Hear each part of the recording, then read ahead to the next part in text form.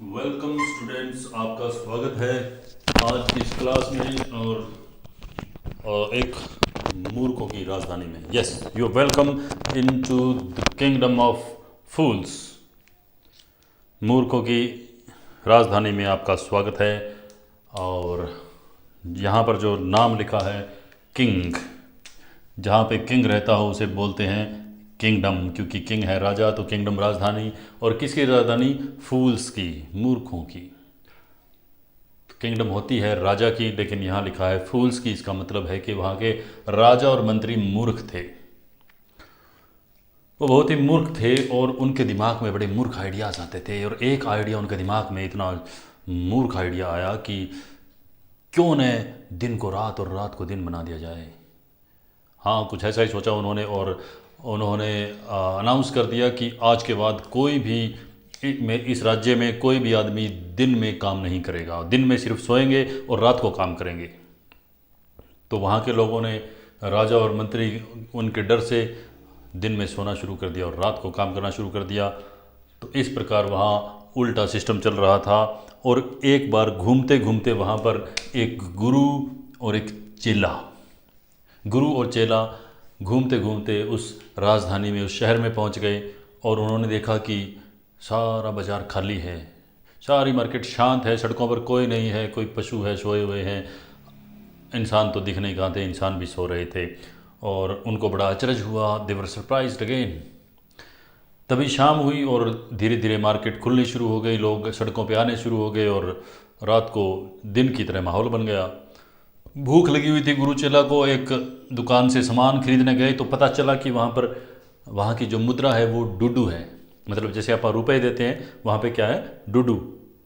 जैसे इंग्लैंड में पौंड लगते हैं, अमेरिका में डॉलर है, ऑस्ट्रेलियन डॉलर है, वैसे इस किंगडम ऑफ फूल्स में क्या है? डुडू।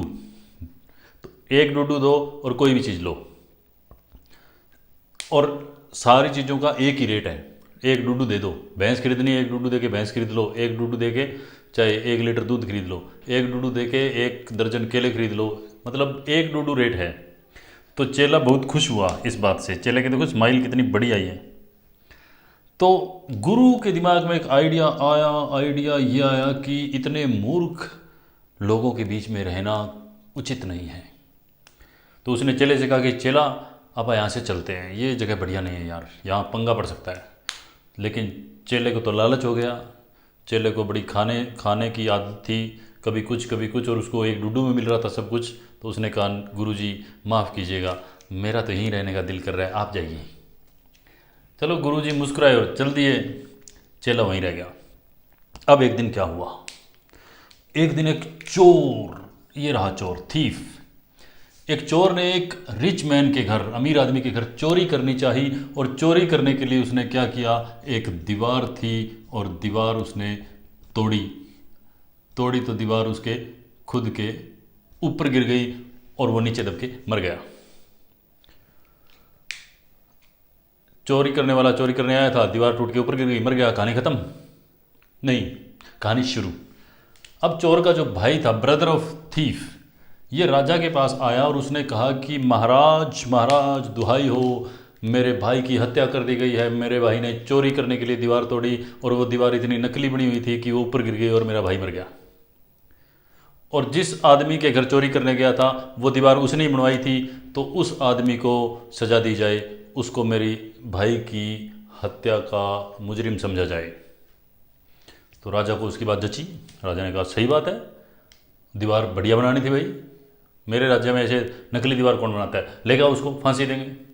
वो रिच मैन को लेके चले गए, अमीर आदमी को। तो अमीर आदमी ने कहा कि महाराज, ये दीवार मैंने नहीं बनाई, मैंने बनवाई जरूर है, लेकिन बनाई तो मिस्त्री ने है। तो महाराज को लगा कि हाँ सही बात है, तो मिस्त्री की गलती है, मिस्त्री को लाओ। ब्रिक लेयर, ब्रिक लेयर जो ईंटें जचा जाके दीवारें बनाता है मिस्त्री, ईंट, तो ये ब्रिक लेयर को उठा के ले आए सैनिक। तो ब्रिक लेयर को कहा, हाँ भाई, तूने इतनी गलत दीवार बनाई, जो ऊपर गिर गई किसी के और वो मर गया। तो मिस्त्री ने कहा कि महाराज, मेरी गलती नहीं है, जब मैं ये दीवार बना रहा था तो इस गली में से एक लड़की नाचती हुई कभी उधर जाती थी कभी इधर जाती थी, तो मेरा ध्यान बट गया, मैं उधर देखने लगता और दीवार मेरी कच्ची रह गई, कमज़ोर रह गई। तो महाराजा ने कहा सही बात है, ये गलती तो उस लड़की की है जिसने ध्यान बटाया, चलो उसको लेके आओ। तो सैनिक गए और उस डांसिंग गर्ल को ले आए राजा के सामने। राजा ने कहा हाँ, क्यों न तुम्हें फांसी या मौत की सज़ा दी जाए, क्योंकि तुम किसी की मौत का कारण बनी हो। उसने कहा कैसे? उसने कहा कि मैंने तो उस गली में एक सुनार को अपने जेवरात बनाने दिए हुए थे, और वो था कि बना के नहीं देता था, जाती थी फिर कह देता कि शाम को आना, जो शाम को जाती कह देता सुबह आना, सुबह जाती कह देता दोपहर को आना। उसने मेरे को इतने लारे लप्पे लगाए कि मेरे को बार बार जाना पड़ा, इसलिए मैंने इतने चक्कर लगाए, तो गलती तो सुनार की हुई। तो उसने कहा भाई हाँ ठीक है। तो उसने कहा कि सुनार को बुलाओ, सुनार की गलती है। ज्वेलर, यहाँ ज्वेलर लिखा मैंने, तो गोल्ड स्मिथ भी बोलते हैं सुनार को। तो सुनार को उठा के ले गए, उसको कहा हाँ भैया तूने बंदे को, इसको चोर को मरवा दिया। तो सुनार ने कहा महाराज मेरी गलती नहीं है, मैं तो इसको पहली बार में जेवर बना के दे देता, लेकिन मेरे पास काम इतना आया था कि किसी अमीर घर के में किसी लड़की की शादी थी, उसके जेवरात मुझे तैयार करने थे, मैं उसमें बिजी था, और वो बनाते बनाते मैं इस लड़की के जेवर नहीं बना पाया और मैंने इसको चक्कर कटवा दिए। तो उसने कहा हाँ फिर तो उस आदमी की गलती है जिसने इतने सारे जेवर एक साथ बनाने के लिए दे दिए। कौन था वो आदमी? तो सुनार ने कहा कि वो आदमी जी, ये जो अमीर आदमी है जिसकी दीवार टूटी थी, इसका बाप था। मतलब जिसकी दीवार टूटी थी उन्हीं के जेवर ये सुनार बना रहा था। तो बात घूम फिर के फिर वहीं उसी अमीर आदमी पे आ गई। उसने कहा कि बाप की गलती है तो क्या हुआ, भुगतनी तो बेटे को भी पड़ेगी। तो इसी को मौत की सज़ा दी जाती है। अब मौत की सज़ा देने के लिए वहाँ पर एक स्टेक तैयार कर दिया गया। क्या तैयार कर दिया गया? स्टेक। स्टेक ऐसा होता है, ये जो यहाँ लकड़ी का फट्टा बना हुआ है जिसमें गर्दन फंसने की जगह, और ऊपर ये आरी है, इसको तीखा कर दिया जाता है। ये स्टेक है, इसको शार्प कर दिया गया और ये शिकंजा लगा दिया गया। अमीर आदमी को ले जाके इसमें फिट किया, लेकिन वो अमीर आदमी इतना दुबला पतला ऐसा था कि इसमें फिट नहीं हुआ। मतलब ये दोनों ऐसे पार्ट बंद करते तो फिट नहीं हुआ, वो ढीले रह रहे थे, उनको मज़ा नहीं आया। उन्होंने कहा नहीं ये फिट नहीं आ रहा, लेकिन फांसी तो देनी पड़ेगी, किसको दें? तो किसी ने राय दी कि महाराज जो इसमें बिल्कुल फिट आ जाए उसको फांसी, उसको मतलब ये कटवा दो, उसको मौत की सज़ा दे दो। तो उसने कहा वेरी गुड, तो ढूंढो ऐसा आदमी जो इसमें फिट आ सके। अब सैनिक ढूंढने गए तो इधर जो गुरु के साथ चेला जी आए थे, चेला जी तो खा खा के डुडू से चीज़ें खरीद के ऐसे मोटे हो गए थे, पल के भैंसे जैसे हो गए थे। तो इनको देखते ही सैनिक उठा ले गए, और जब इसको यहाँ फिट किया तो ये तो बड़ा फिट आ गया। उन्होंने कहा बढ़िया है, इसका कर दो काम। तो चेला को फिर चिंता हुई, उन्होंने गुरुजी को याद किया, गुरुजी बचाओ। मन ही मन में गुरुजी को याद किया। गुरुजी बड़े अंतर्यामी थे, एकदम वहाँ प्रकट हो गए और उसने स्कीम लगाई और उसने चेले के कान में कुछ फुसफुसाहट करी, और उसके बाद चेले और गुरु की लड़ाई हो गई।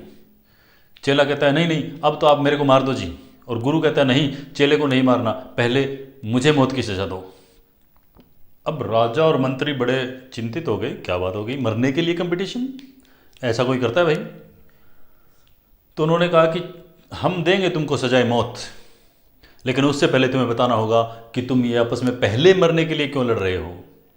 तो महाराज ने गुरुजी ने कहा कि महाराज हम आपको कारण बता देंगे, लेकिन आपको हमसे वादा करना होगा कि आप अपने वचन से बदलोगे नहीं, आप कारण बताने के बाद हमें ही मारोगे पहले। तो महाराज ने कहा ऐसी क्या बात? उसने कहा हाँ वचन है।